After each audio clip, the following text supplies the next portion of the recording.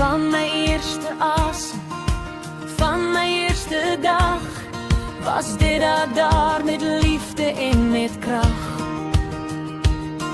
Wanneer ek geval het dit aan my opgetel, en met sagte woorde alles weer herstel. In 'n wêreld wat soms koud kan wees, was dit aan my rusplek, my veilige gees. Ek het nooit getwyfel waar ek hoort nie, want by dit was ek altyd net ek. Dit was my huis van die dag wat ek gebore is, my held, my veiliger, my grootste geluk. Wanneer die lewe my probeer breek het, was dit wat my weer reg opgeet. En dan verander die wêreld om my elke dag, bly dit die een wat my hart laat lag. Van my eerste tree tot waar ek nou staan, sal dit vir altyd my alles bly. Elke les wat ek geleer het in die lewe, het begin by die liefde wat dit gegee het. Om sterk te wees, maar steeds sag te bly, om op te staan en weer te probeer, al maak het seer. Daar was dae van trane en dae van vreugde, maar deur dit alles was dit aan my getuienis.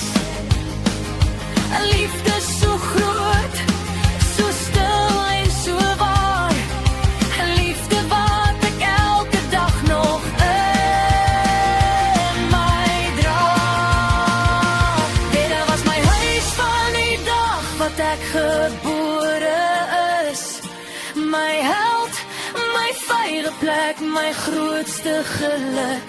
Wanneer die lewe my probeer breek het, was dit wat my weer reg opgekry het.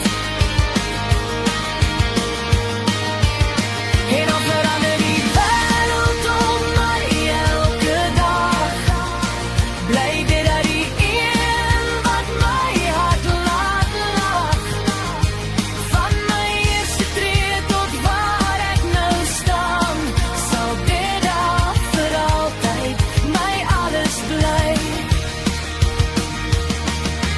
Woorde voel te klein vir wat ek wil sê, want geen lied kan ooit genoeg liefde gee. Maar as my hart vandag net ding kon doen, sal dit vir altyd sing, ek is lief vir dit.